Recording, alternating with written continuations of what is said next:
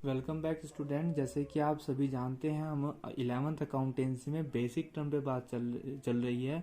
और मैं basic term पे आपको इसलिए इतना फोकस करा रहा हूँ ताकि आने वाले समय में आपको अकाउंटेंसी में बिल्कुल भी प्रॉब्लम ना हो, आप सभी शब्दों से फैमिलियर हो। राइट। मैंने आपको लास्ट क्लास में एग्जांपल दिया था, जैसे न्यू बोर्न बेबी होता है, उसको किसी भी टर्म में हमारे यहाँ पर कार है, बस है, ट्रेन है, घर में सामान होते हैं, उनको किसी का नाम नहीं पता होता, लेकिन आपके बच्चे का जो गार्जियन होते हैं, बड़े होते हैं, उनका नाम बताते रहते हैं और सीखता रहता है। सिमिलरली अकाउंटेंसी आपके लिए बिल्कुल नया चीज है। इसमें जितने भी टर्म्स इंग्लिश के वर्ड यूज होने हैं, कीवर्ड यूज होने हैं, उनसे आप फैमिलियर नहीं हैं, आप उनके बारे में नहीं जानते हैं।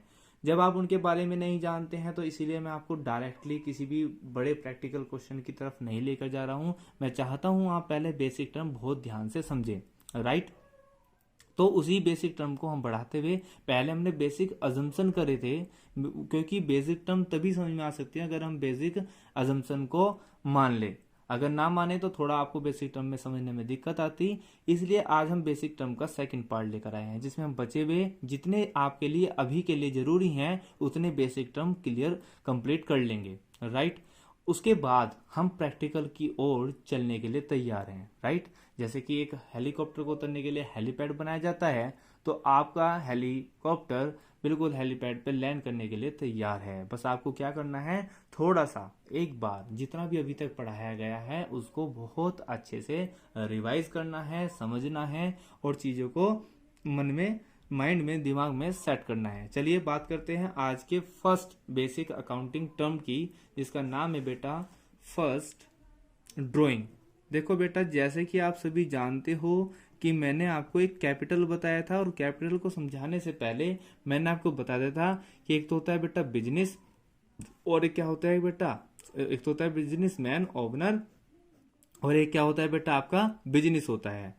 और मैंने आपको बता दिया था बेसिक अजम्पशन में बिजनेस एंटिटी कॉन्सेप्ट के थ्रू कि ये दोनों बिल्कुल बेटा एक दूसरे से अलग होते हैं। और हमने ये बात देख ली बेटा, जब बिजनेसमैन बिजनेस में कैश लेकर आता है, राइट, क्या लेकर आता है, कैश, और जिससे वो पैसा शुरुआत करता है तो उसको क्या बोलते हैं बेटा, कैपिटल। हमने लास्ट क्लास में देखा था, उसको क्या बोलते हैं बेटा, कैपिटल। और कैपिटल को बिजनेस अपने ऊपर एक लाइबिलिटी मानता है, जिम्मेदारी मानता है, कर्ज मानता है कि बिजनेसमैन का पैसा मेरे पर उधार पड़ा हुआ है, यानी कल को बिजनेस उसको देना है। राइट।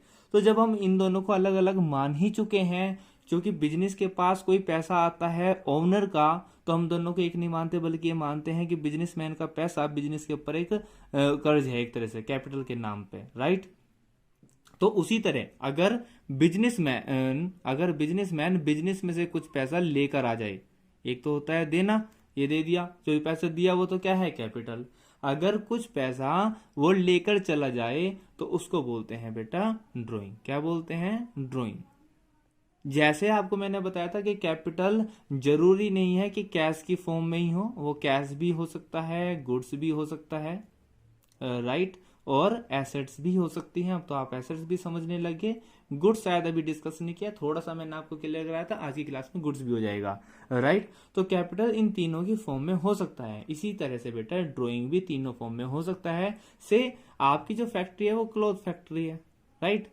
तो जाहिर सी बात है, आपका ओनर कुछ कपड़े ले जा सकता है घर के लिए, तो उसको ड्राइंग माना जाएगा, और ये मानकर चला जाएगा कि बिजनेस के से जो वो पैसा ले गया है बिजनेसमैन के ऊपर एक उधार है, या तो उसको कैपिटल में से डिडक्ट करेंगे या उसको वो वापस रिटर्न करना पड़ेगा। हम तभी अकाउंट ठीक तरह से मेंटेन करने पड़ेंगे। आज चलो इसको एक बात को और अच्छे से और डेप्थ से समझ लेते हैं। आप एक बार को सोच के देखिए, एज्यूम करके देखिए, आपकी एक परचून की दुकान है। सपोज कर लीजिए आपके घर में एक परचून की दुकान है। अगर आप उन दोनों के अकाउंट अलग अलग, आप उन दोनों को अलग ना मान के चलें, आप एक दुकान खोल के बैठ गए जी, ठीक है। अब दुकान खोल के हुआ क्या, आटा, दाल, चीनी, आप सब उसमें से ले जा रहे हैं। बेसिकली गांवों में होता है ऐसा, वे उसको निकालते रहते हैं और ये नोट नहीं करते कि घर पे कितना सामान दुकान में से चला गया। लेकिन वो फिर फाइनली अकाउंट्स भी प्रिपेयर नहीं करते और अपना नेट प्रॉफिट भी नहीं देखते, वो तो उनमें से बचत में से वो निकालते रहते हैं। लेकिन अगर ध्यान से देखा जाए, अगर उनकी पूरी टोटल आपने कोई सेल करी, टोटल एक दिन में टोटल रेवेन्यू जो हुआ 1,000 रुपए का हुआ, और 1,000 रुपए में से सपोज करो उन्होंने गले में से 200 रुपए निकाल लिए, तो वे तो ये देखेंगे कि आज 800 रुपए कमाए, लेकिन 800 रुपये थोड़ी कमाए थे, 1000 रुपये कमाए थे ना, 200 रुपये तो आप निकाल के ले गए थे। तो बेसिकली पता नहीं चलेगा अगर दोनों को आप अलग अलग ना मान के चलें। तो हमेशा अलग मान के चलना पड़ता है, क्योंकि हम क्या कर रहे हैं बेटा, हम अकाउंटेंसी के थ्रू पूरे अकाउंट्स बनाएंगे और उसमें हमें बिल्कुल नेट चाहिए, एक भी रुपए का इधर उधर हेर फेर नहीं चाहिए हमें। तो इसलिए हम इन दोनों को अलग अलग मान के चलते हैं। अगर बिजनेसमैन बिजनेस से निकाल के ले गया कुछ, उसकी भी एंट्री, उसको भी बिल्कुल सेपरेट मान के चलेंगे। अगर बिजनेसमैन बिजनेस में पैसा लेकर आया तो उसको भी मान कर चलते हैं। और ये ही दोनों टर्म, मतलब ड्राइंग और कैपिटल नहीं, ये वाला अजम्पशन कि ये दोनों अलग अलग हैं, पूरी अकाउंटेंसी में आपके काम आएगा जब तक आप अकाउंटेंसी पढ़ोगे। और अगर आप इस चीज को इग्नोर कर दोगे, फॉलो नहीं करोगे, तो आप देख पाएंगे आप जर्नल एंट्री भी सही से नहीं बना पाए होंगे। और जर्नल एंट्री ही मेन सोर्स होता है, मेन सब कुछ जर्नल एंट्री होता है अकाउंटेंसी में। अगर आप वे सही नहीं कर पाएंगे तो आप अकाउंटेंसी कभी भी नहीं सीख पाएंगे। खैर, इस पे ज्यादा टाइम ना देते हुए हम बात करते हैं ड्राइंग की। तो ड्राइंग क्लियर करा दिया मैंने आपको। ड्राइंग क्या होता है, अगर बिजनेसमैन बिजनेस में से कुछ कैश, कोई कैश बेटा, गुड्स और एसेट्स, कोई भी एसेट्स निकाल कर ले जाए तो वो उसकी ड्राइंग हो जाती है। अब बात करते हैं हम अपने नेक्स्ट टर्म पे। नेक्स्ट टर्म होगा हमारा नंबर 2। आपको मैंने लाइबिलिटीज बता दी थी बेटा, आपको लाइबिलिटीज बताने के साथ मैंने आपको एसेट्स भी क्लियर करा दी थी। अब क्या बचता है आपका, एक्सपेंडिचर। ठीक है बेटा, एक्सपेंडिचर। यूं तो एक्सपेंडिचर आप समझते ही हैं, कुछ एक्सपेंस से रिलेटेड है, लेकिन यहाँ पर वो वाला खर्चा नहीं जो आप नॉर्मली समझते हैं अपने घर की, अपनी लेमन लैंग्वेज में, राइट। एक्सपेंडिचर का यहाँ पे थोड़ा सा एरिया क्या हो जाएगा बेटा, वाइड हो जाएगा, थोड़ा सा बहुत एरिया वाइड हो जाएगा। और एक्सपेंडिचर को भी इन्होंने थोड़ा सा बेटा कैटेगराइज कर दिया है।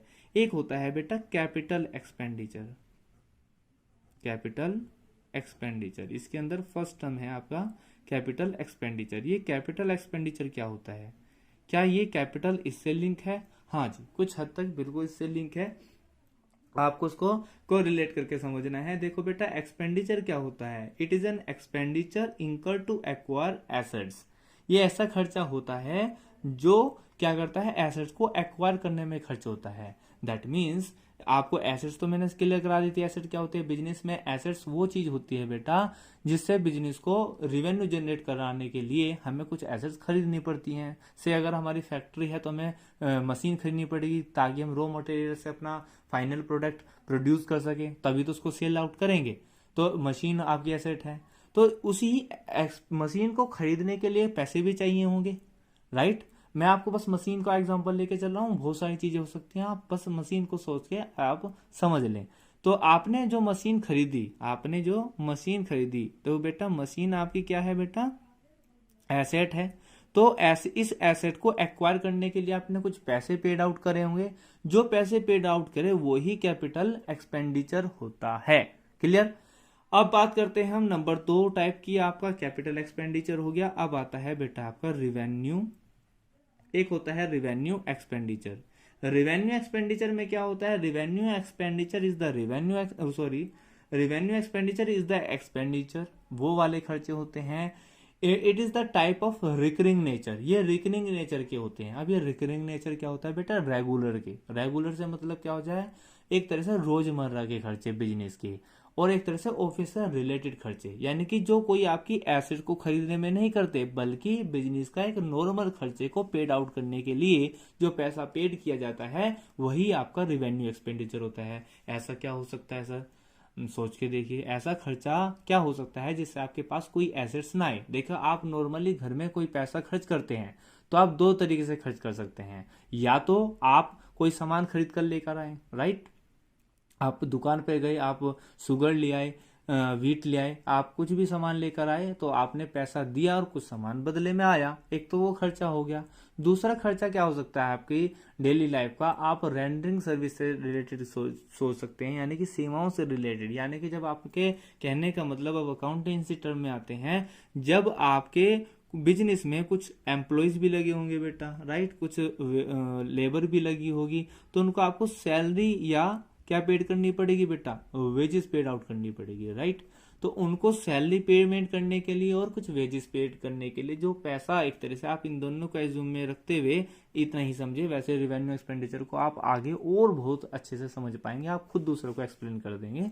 फिलहाल आप सैलरी और वेजेस को माइंड में रख के आप ये सोच लीजिए। देखो यहाँ पर तो मशीन को खरीदते हुए जो पैसा दिया था, तो मशीन आई थी और पैसा गया था, यानी कि एक तरह से कैपिटल एक्सपेंडिचर है, क्योंकि मशीन आपकी एक एसेट है, राइट। लेकिन रिवेन्यू एक्सपेंसेस में वो वाला खर्चे होंगे जो आप सेवाओं के बदले पैसे पेड करते हैं। जैसे कि आपके डे टू डे लाइफ में, आपके लिए मैं एग्जांपल अच्छा सा बताऊं तो आपके लिए एक तरीके से देखा जाए, जो आप मोबाइल रिचार्ज कराते हैं, मोबाइल जो आप रिचार्ज कराते हैं बेटा, उसमें आप कोई एसेट नहीं खरीदते बल्कि एक सेवा लेते हैं। किससे? टेलीकॉम कंपनीज से। तो इसी तरह हम एम्प्लॉय से, अपने लेबर से क्या लेते हैं? उनसे सेवाएं लेते हैं कि वह हमारे यहाँ पर काम करें और हम उनको पैसा पेड आउट करें। यहाँ पर बेसिकली कोई एसेट हमारे पास नहीं आती, तो वो होता है रेवेन्यू एक्सपेंडिचर, राइट। इसी का एक थर्ड पार्ट और होता है, जो मैंने आपको लास्ट क्लास में डिस्कस भी कराया था थोड़ा सा, डेफर्ड